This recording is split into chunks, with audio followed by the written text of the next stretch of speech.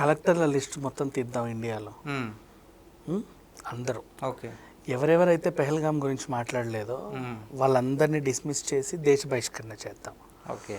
Next అలాగే మంత్రుల list, ఎమ్మెల్యేల లిస్టు, ఎమ్మెల్సీల లిస్టు, అటు రాజ్యసభ మెంబర్స్, ఇటు లోక్సభ మెంబర్స్, ప్రభుత్వ ఉద్యోగులు mainly RTC employees, Singareni employees, APSRTC వాళ్ళు కానీ టీజీఎస్ఆర్టీసీ వాళ్ళు, దేశవ్యాప్త రైల్వే ఎంప్లాయీస్, ఇప్పటి వరకు ఏ దేశ పౌరుడైతే మొత్తం 160 కోట్లలో ఎవరెవరైతే పెహల్గాం గురించి స్పందించారో వాళ్ళు మాత్రమే దేశంలో ఉండాలి. స్పందించిన వాళ్ళందరినీ అయితే ఇక్కడైనా చంపేద్దాం, లేదంటే దేశ బహిష్కరణ చేద్దాం. ఇది ఎలా ఉంది నేను మాట్లాడేది?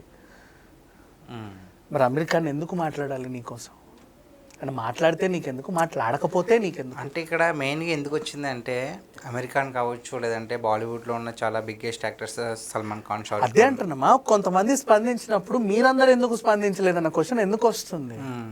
వై అని అది చెప్తున్నాం కదా సార్, వాళ్ళు ముస్లిమ్స్ అయి ఉండడం వల్ల కదా. ఎగ్జాక్ట్లీ. సో ముస్లిమ్స్ అయి ఉండడం వల్ల మీరు ఎందుకు స్పందించట్లేదు? మీరు స్పందించట్లేదు అంటే మీ కణకణాల్లో ముస్లిమిజం ఎక్కువ ఉంది. వాళ్ళు కూడా ఉగ్రవాదులు ముస్లిమ్సే కాబట్టి, మీరు ముస్లిమ్సే కాబట్టి ఎంతో కొంత మా ఉగ్రవాదులు మా వాళ్ళు అనే ఫీలింగ్ మీకు ఉంది. మీరు కూడా మా దేశంలో ఉండడానికి వీల్లేదు, మీరు పోండి. ఇదా మాట్లాడేది?